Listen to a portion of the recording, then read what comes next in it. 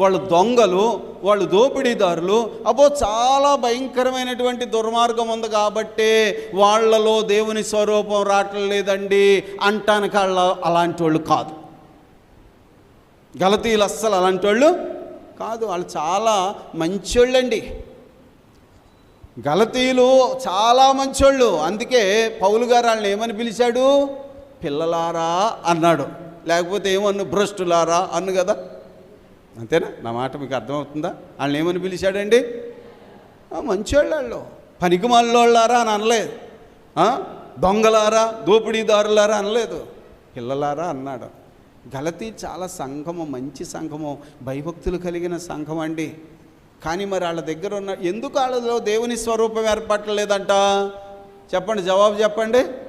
వాళ్ళు ధర్మశాస్త్రమునకు లోబడి ఉండాలి అని కోరుకుంటున్నారు. అది చిక్కు.